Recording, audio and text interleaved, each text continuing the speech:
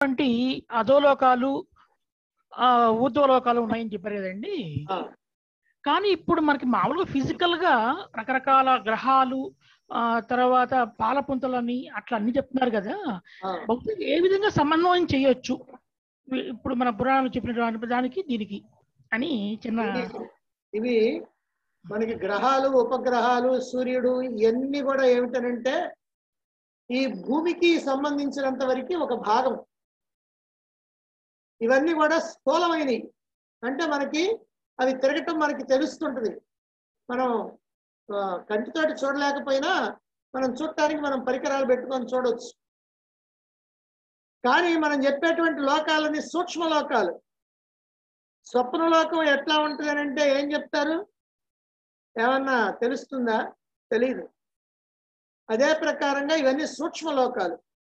లోకం అంటే ఒక ఎక్కడో చోట ఇదిగో ఇక్కడి నుంచి ఇక్కడ దాకా ఇక్కడి నుంచి ఇక్కడ దాకా అని హద్దులు పెట్టుకుని ఉన్న లోకాలు కాదు.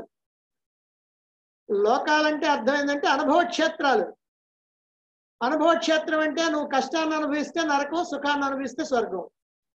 నువ్వు ఎక్కడైనా కూర్చో, ఎక్కడుంటావు?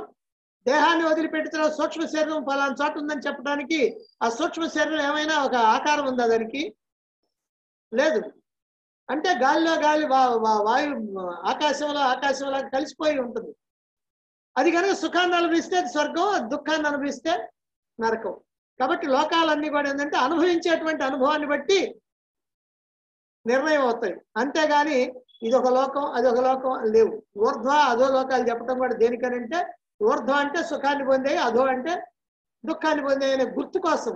అంతేగాని అధో అంటే కిందకు పోతాయి, ఊర్ధ్వం అంటే పైకి పోతాయి అని కాదు.